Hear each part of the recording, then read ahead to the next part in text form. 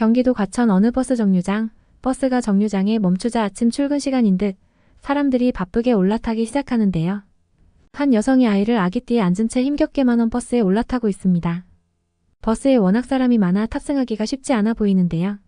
이 여성이 겨우 버스에 올라탔지만 버스기사는 출발하지 않고 백미러로 아기 엄마를 유심히 지켜보더니 뭐라고 소리치기 시작합니다. 사람들은 웅성거리며 한 사람을 주목하기 시작하고 이 여성은 얼굴이 빨개지며 당황스러워하며 어쩔 줄 몰라 하고 있습니다. 대체 이 버스 안에서는 어떤 일이 있었던 걸까요? 우리 주변의 감동적인 사건, 사연을 들려드리는 감동 뉴스입니다. 오늘은 한국과 특별한 인연이 있었던 일본의 미호님 사연으로 공식 이메일을 통해 접수된 내용을 바탕으로 재구성된 이야기입니다. 여러분의 구독과 좋아요, 알림 설정은 영상 제작에 큰 힘이 됩니다. 안녕하세요. 저는 현재 한국 남자와 결혼을 해 한국에서 살고 있는 미호라고 합니다. 벌써 한국에 온 지도 5년이 됐네요. 저는 한국인 남성과 결혼해서 한국에 살고 있습니다. 그리고 어느새 아이의 엄마가 되었어요. 대학생 때는 아이를 낳을 생각도 못했는데 말이에요. 아들은 이미 제 삶의 전부입니다. 인생은 한 치 앞을 알 수 없다는 말이 이런 거겠죠. 저는 한국인 남편과 결혼하고 한국으로 오게 되었습니다. 우선 제가 어떻게 남편을 만나게 되었는지부터 설명을 드려야 할 것 같네요. 저는 일본에 있을 때 한국인들이 많이 오는 오사카에 있는 한 게임 회사를 다니고 있었습니다. 남편과 만나게 된 그날은 회사 근처에서 회식을 하고 동기들과 근처 카페에 있는 야외 테이블에서 커피를 마시며 이야기를 나누고 있었습니다. 그런데 한 남성이 서투른 일본어로 혼자 여행을 왔는데 사진을 찍어줄 수 있냐고 물어보더라고요. 회식 때 술도 한잔해서 기분이 좋았었기 때문에 저는 흔쾌히 알겠다고 했습니다. 사진을 여러 장 찍어주고 핸드폰을 그 남자에게 돌려주니 저보고 이름이 무엇이냐고 물어보더라고요. 그날이 저와 남편이 처음 만난 날이었습니다. 당시 남편은 다니던 회사에서 이직을 하면서 잠시 쉴 수 있는 기간이었고 오랜만에 혼자 여행을 왔었다고 하더라고요. 남편이 고맙다고 하며 연락처를 교환을 하자고 했고 그 후에 몇 번 연락을 주고받다가 오사카의 번화가에서 그와 다시 만났습니다. 사실 이때까지만 해도 저는 한국에 대해 크게 관심이 없었는데 생각해보면 제가 남편 얼굴에 첫눈에 반해서 만난 것 같아요. 남자는 저에게 웃으며 손을 내밀어 인사하고 저는 조심스럽게 그 손을 잡았습니다. 그 순간 제 마음이 두근거리는 것을 느꼈습니다. 커피를 사서 한적한 공원에 도착해 함께 산책을 하다가 꽃이 피어있는 나무 아래 앉아 이야기를 나누기도 했습니다. 저는 헤어지기 전에 남자에게 감사의 말을 전하며 서로의 손을 놓고 헤어지는 그 순간 어쩌면 이 낯선 만남이 더 특별할지도 모른다는 생각을 했습니다. 그렇게 저희는 가볍게 데이트하는 사이에서 더 진중한 만남을 가지게 되었고 서로에게 더 가까워지게 되었습니다. 저희는 두 문화의 차이를 극복하며 서로의 언어를 배우고 가족과 친구들을 소개하며 서로의 삶을 공유해왔습니다. 결국 저는 남편과 한국에서 결혼을 하게 되었습니다. 그 특별한 날 가족과 친구들이 모두 모여 축하해 주었고 아름다운 한복을 입고 행복한 미소를 지으며 남편과 약속을 다짐했습니다. 이후 저의 한국에서 새로운 삶이 시작되었습니다. 저희는 남편 직장과 가까운 경기도 과천에 집을 구해 신혼생활을 시작했어요. 남편은 제가 한국에서 잘 적응할 수 있게 쉬면서 한국어를 배우도록 도와주었고 저는 한국어를 배우기 위해 그렇게 한국어 문화센터에 다니게 되었습니다. 센터의 선생님들은 친절하게 한국어를 가르쳐 주었고 그곳에서 저처럼 결혼 후 일본에서 한국으로 온 치카 언니를 만나게 되었습니다. 한국에서의 생활이 둘 다 처음이었던 저희는 서로에게 의지하며 지낼 수 있었습니다. 센터에서 수업이 끝나면 같이 맛집과 쇼핑을 다니면서 친자매처럼 지내게 되었죠. 그러다가 저희 부부에게 세상 그 무엇보다 소중한 보물이 찾아오고 아이를 키우면서 치카 언니와 연락이 뜸해지게 되었습니다. 종종 안부를 물으며 지내기는 했지만 아이를 돌보느라 시간이 없었거든요. 아이를 키우느라 잠도 못 자고 힘들기도 했지만 저를 보며 방긋 웃어주는 모습을 보면 힘들었던 기억이 전부 사라져서 행복했습니다. 그렇게 남편과 저의 정성으로 건강하게 잘 크던 아들이었습니다. 하지만 어느 날 밤에 아기가 고열에 토하면서 어쩔 줄 몰라 하는 상황에 처했습니다. 이런 경우는 처음이었기 때문에 아기가 고열에 토를 하는 걸 보면서 저희는 굉장히 걱정되었습니다. 아직 배워야 할 게 많은 초보 부모로서 아기의 건강을 최우선으로 생각하던 저희 부부는 당황스러움과 불안감에 휩싸이게 되었습니다. 제가 할 수 있는 건 밤새도록 아이의 체온을 측정하고 아기의 상태를 지켜보는 것밖에는 없었습니다. 하필 남편은 다음날 아침에 중요한 출장이 잡혀 있어서 새벽에 출근을 해버렸고 저 혼자 아이를 병원에 데려가야 했어요. 아이가 잠깐 새벽에 잠들었을 때 찾아보니 저희 집 앞에서 병원으로 바로 가는 버스 노선이 있었습니다. 저는 곧장 아이를 아기띠에 감싸 안고 집 앞에 버스 정류장으로 향했습니다. 하지만 아이를 안고 버스 정류장 근처에 도착했을 때 불안한 기분이 가득했습니다. 제 예상보다 더 많은 사람들이 대기 중이었기 때문이에요. 그리고 기다리던 버스가 도착한 걸 본 저는 당황할 수밖에 없었습니다. 출근 시간과 겹쳐 버스 안에는 사람으로 가득 차 있더라고요. 아이가 아파하고 우는 모습을 보면서 너무나 마음이 아팠습니다. 그래서 저는 빠르게 아이를 안고 버스 안으로 들어갔습니다. 저는 속으로 제발 병원에 도착할 때까지만 울지 마라 라고 생각했지만 제 마음도 몰라주고 많은 사람들이 탑승해 있는 가운데 아이가 울며 보채기 시작했습니다. 그리고 버스 기사님은 저에게 뭐라고 말을 하셨지만 저는 연신 죄송하다고만 반복하며 빨리 도착하길 기다렸습니다. 처음에 저는 너무 정신이 없었기에 당연히 버스 기사님이 애를 조용히 좀 시키라고 말하는 줄 알아들었거든요. 그런데 다시 한번 말을 하셨을 때 저는 놀라지 않을 수 없었습니다. 기사님께서는 오히려 승객분들에게 안내 방송으로 아기가 있으니 자리를 양보해 주시면 감사하겠습니다는 말을 하고 계셨습니다.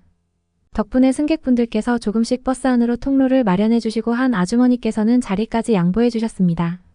저는 일본에서는 느껴보지 못한 한국 사람들의 배려에 너무 감사했고 계속해서 감사하다는 말만 반복하며 자리에 앉게 되었습니다. 그런데 자리를 비켜주셨던 아주머니가 저를 넌지시 쳐다보시면서 혹시 일본에서 왔냐고 물었고 그 순간 저는 살짝 겁이 났습니다.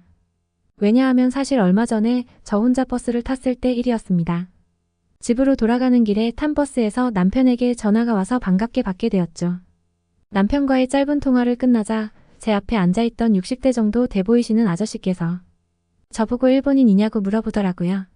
제가 맞아요. 오사카에서 왔습니다. 라고 하자 다짜고짜 욕을 퍼부으면서 너네 나라로 돌아가라는 거 아니겠어요? 그 순간 저는 마음에 큰 충격을 받았습니다. 그런 일은 한국에 와서 처음이었기 때문이에요.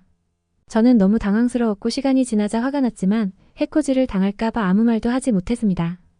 남편의 나라에 와서 이런 상황이 생기니 분노와 슬픔이 공존하는 감정을 느꼈습니다. 이런 일이 있고 난 후였기에 저는 더욱 조심스러웠었죠. 심지어 이번엔 아들도 같이 타고 있었기에 어느 때보다 더 긴장을 했던 것 같아요. 지난번 경험의 불안함을 느끼며 떨리는 목소리로 네, 일본에서 왔어요 라고 대답했습니다. 그러자 놀랍게도 아주머니는 오히려 다독여주시며 먼 이국 땅에 와서 애 키우느라 고생한다고 이야기를 해주시는 거예요. 한국인들의 따뜻한 마음과 배려로 인해 저는 조금 더 안정감을 얻을 수 있었습니다. 그렇게 저는 아들과 병원에 무사히 도착할 수 있었고 시간이 지날수록 아들의 상태는 열도 조금씩 내려가고 점차 나아졌습니다. 조금 진정이 된 아들과 집으로 돌아온 저는 남편이 출장에서 돌아오는 내일까지 아기가 밤새 또 열이 오르고 토를 하면 어쩌나 하는 생각에 너무 막막한 심정이었습니다. 그런데 갑자기 현관문에서 비밀번호가 눌리는 소리가 들리는 것 아니겠어요? 저는 깜짝 놀라 두 눈을 문 쪽으로 바라보고 있다가 그만 눈물을 흘리고 말았습니다.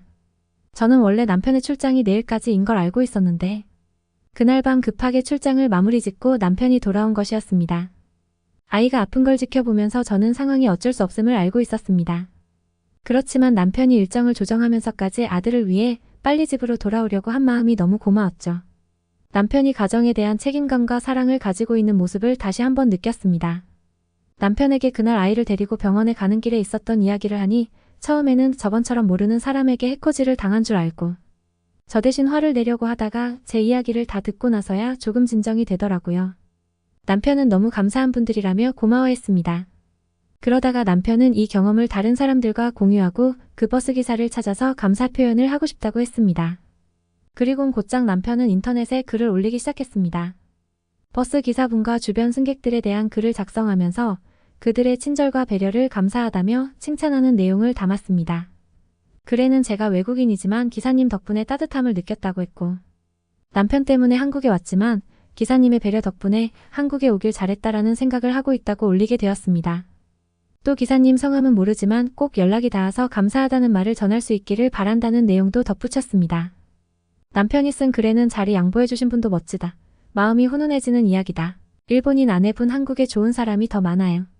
화이팅입니다. 라는 응원의 댓글도 있었습니다. 그리고 어떤 분은 경기 시내버스 홈페이지나 해당 버스 번호의 여객사 그리고 국민신문고에도 올려보라고 하시더라고요. 그렇게 수소문 끝에 해당 버스 기사님을 찾게 되었습니다. 며칠 뒤 저희 부부는 해당 버스 회사로부터 연락을 받았고 기사님을 만나러 갈 날을 약속했습니다. 약속 당일 저희는 가는 길에 감사한 마음을 표현하기 위해 양손에 선물을 들고 회사로 향했습니다. 도착하니 버스 회사에서는 기사님이 이미 그 글을 읽었으며 저와 남편을 기다리고 있었습니다. 기사님은 특유의 미소로 저희 부부를 따뜻하게 맞이해 주었습니다. 저희는 준비한 선물을 드리며 기사님께 감사의 인사를 드리고 함께 기념사진도 찍었습니다. 기사님은 남편이 올린 글의 이야기를 듣고 부끄러워하시면서 자신이 한 일이 이렇게 큰 영향을 미칠 줄 몰랐다며 겸손한 모습을 보이셨습니다. 그러다 갑자기 기사님이 깜짝 놀랄 만한 이야기를 하셨습니다. 사실 자신의 아내도 일본 사람이라는 거 아니겠어요? 저희 부부는 너무 놀라서 서로의 눈을 동그랗게 뜨고 바라보고만 있었습니다. 기사님이 말하시길 사실 처음에 버스에 탔을 때부터 제가 일본인이라는 걸 알고 계셨다고 해요. 제가 우는 아들을 달랠 때 혼잣말로 일본어를 할 때 들으셨다는 거죠. 아이가 아픈 것도 눈치를 채셨는데 버스의 승객은 10,000원이고 자리는 없어서 그대로 출발하기에는 신경이 쓰이셨던 거였죠. 그래서 버스 안내 방송으로 사람들에게 알려 자리 양보를 받을 수 있게 하셨다는 거예요.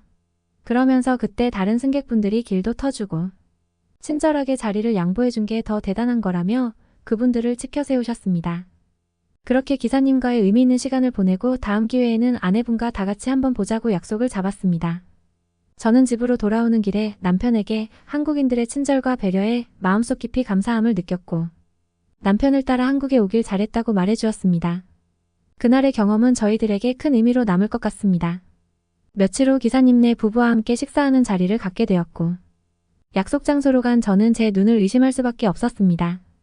기사님께서 말하셨던 아내분은 제가 문화센터로 한국어를 배우러 다닐 때 친하게 지냈던 치카 언니였습니다. 저희 둘은 서로 보자마자 박장대소를 하며 어떻게 이런 일이 있을 수 있냐며 웃었고 그 사실을 알게 된 남편들도 사람 인연이란 게 참 신기하다며 놀랐습니다. 그렇게 저와 언니는 다시 연락을 이어나가며 예전처럼 맛집과 카페를 다니며 같이 시간을 종종 보내고 있답니다. 한국에서 이렇게 좋은 사람들을 만나서 인연을 맺을 수 있음에 항상 감사하며 살아가고 있습니다. 어떻게 들으셨나요? 여러분들의 사연이나 전하고 싶은 이야기가 있다면 영상 아래 댓글이나 공식 이메일로 보내주세요. 끝까지 시청해주셔서 감사합니다. 오늘도 좋은 하루 되세요.